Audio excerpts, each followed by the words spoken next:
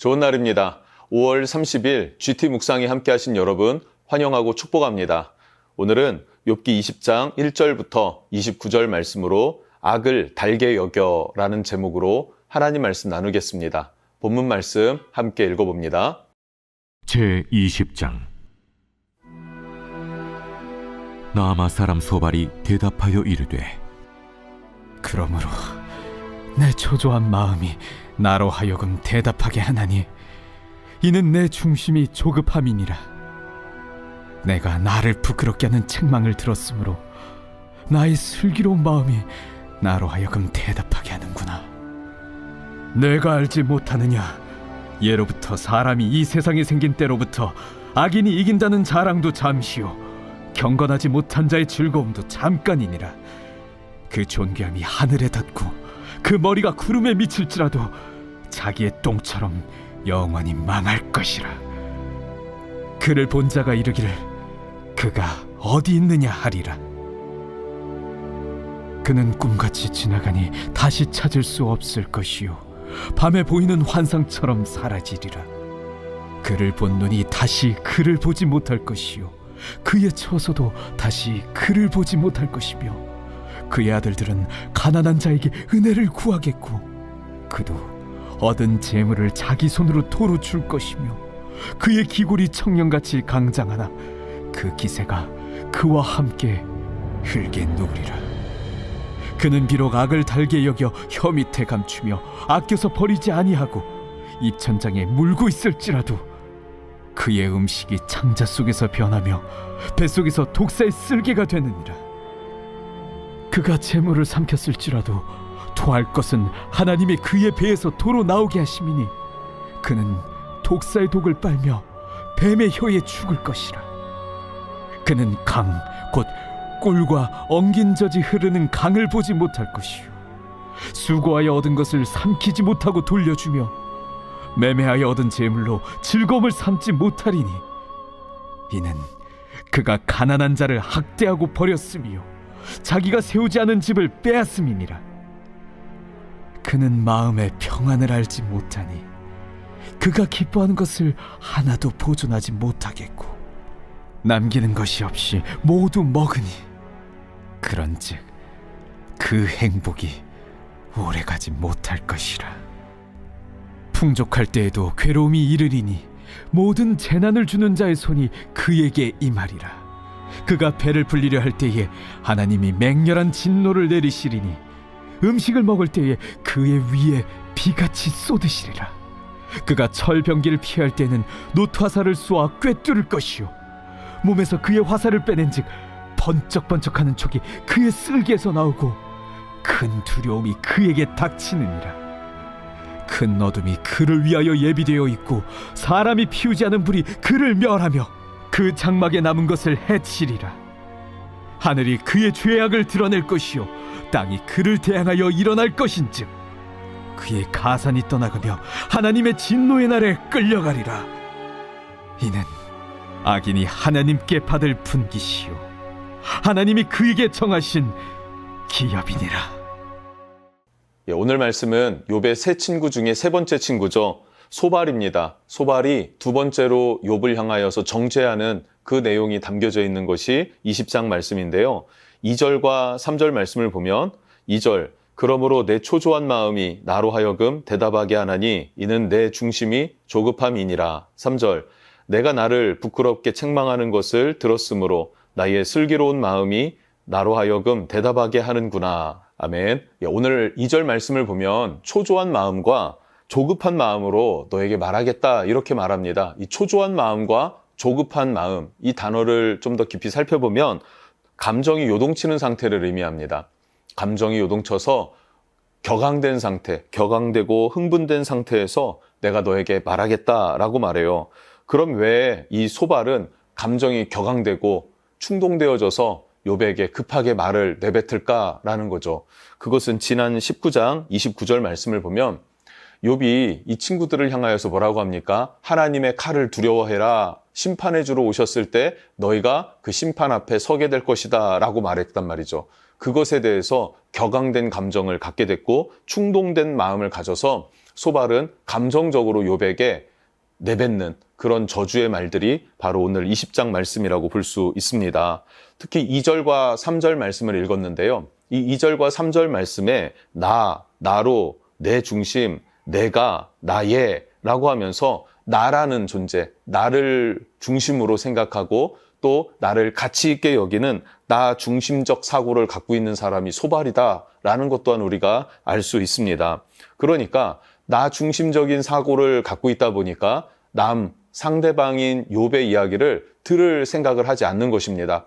들어줄 생각도 하지 않고 말을 들으면서도 자기가 할 말을 생각하지 욥의 말을 경청해주지 않는다라는 것도 알 수 있어요. 그럼 당연히 말을 듣지 않으니까 욥과 함께 공감할 수 있겠습니까?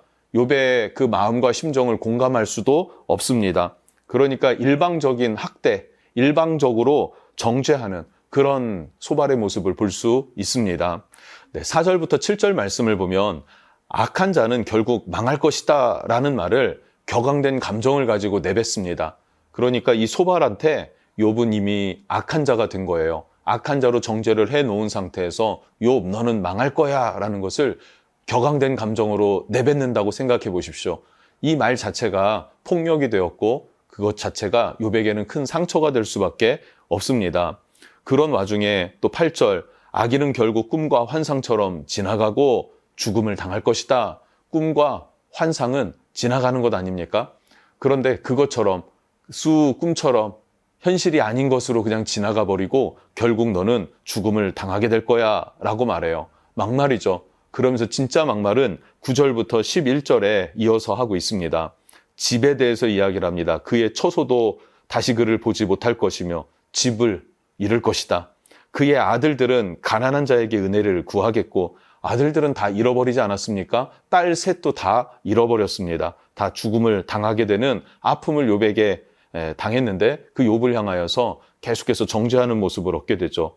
그도 얻은 재물을 자기 손으로 도로 줄 것이며 재물도 잃게 될 것이다 라고 하고 11절에 그의 기골이 청년같이 강장하나 그 기세가 그와 함께 흙에 누우리라. 기골이 무엇입니까? 건강이죠. 건강도 잃게 될 것이다.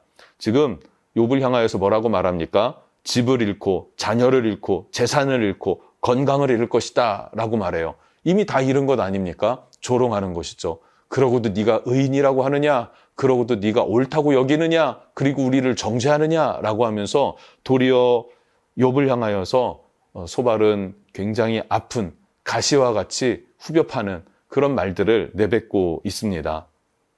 그것도 부족해서인지 12절부터 19절을 살펴보면요. 악인이 감추고 삼킨 것, 그것은 반드시 내뱉게 되어 있다 이거예요.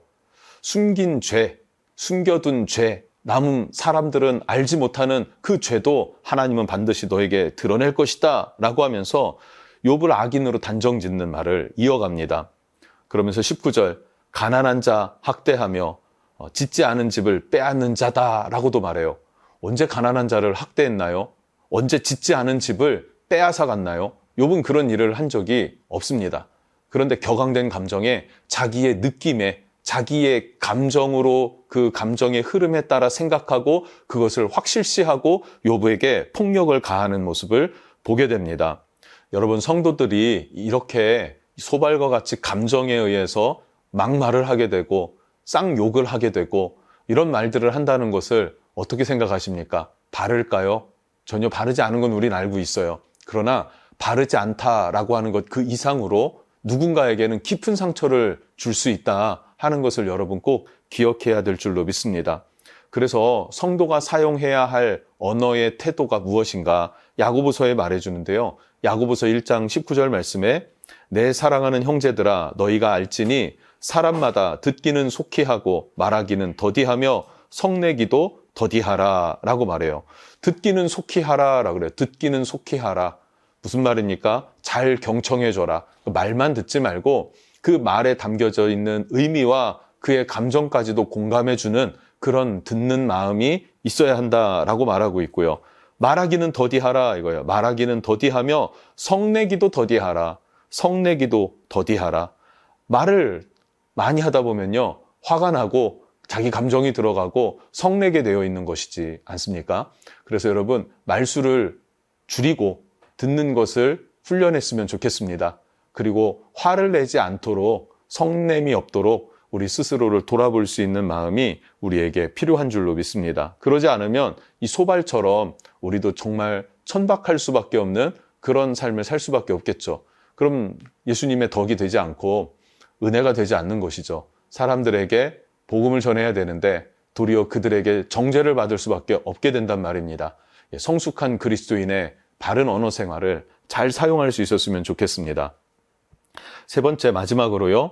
20절부터 29절까지의 말씀을 보면 욥을 악인으로 정죄하는 소발의 모습을 볼 수 있어요. 그냥 소발에게 욥은 악한 자예요. 악의 화신 정도로 취급하는 느낌입니다. 20절부터 23절을 보면요. 악한 자는 악을 행하고 평안하다라 그래요. 이런 저주가 세상에 어디 있습니까? 악을 행하고도 저주를 받아서 악한 것이 악한 것인 줄도 모르고 그냥 그것을 즐기고 느끼고 하는 이건 조현병과 같은 것 아니겠습니까? 욥을 그렇게 취급하고요. 24절부터 29절 그런데 하나님께서는 그런 악인을 심판하실 것이다 라고도 합니다. 악인을 심판하시는 하나님이시다라는 거예요.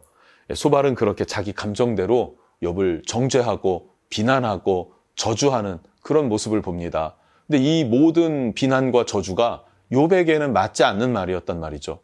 소발이 잘못 짚었습니다. 그런데 소발은 자기 감정에 이게 옳은 게 돼버렸단 말입니다. 왜 그렇게 됐을까? 우리 한번 돌아볼 필요가 있고요. 우리는 소발의 입장에 서지 않도록 하나님 앞에서 정말 바른 말씀 앞에서의 삶, 또 기도의 삶 있어야 될 줄로 믿습니다. 그렇게 성령 안에서 승리하실 수 있기를 주님의 이름으로 축복합니다. 좋으신 하나님 감사합니다. 우리가 이 땅을 살아갈 때 내 감정대로 말하고 나 중심적으로 사고하면서 사람 말에 귀 기울이지 않고 공감하지 못할 때가 너무 많은 것 같습니다. 주님, 그런 우리의 미숙함을 거두어 가지고 더 성숙한 예수 그리스도의 성품을 본받아 갈 수 있는 우리가 될 수 있도록 축복해 주십시오. 소발과 같이 어떤 근거가 내 감정이 되어져서 사람을 정죄하고 판단하는 것 없도록 하나님 우리의 삶을 만져주시고 이끄시는 하나님이 되어 주시옵소서. 예수님의 이름으로 기도합니다. 아멘.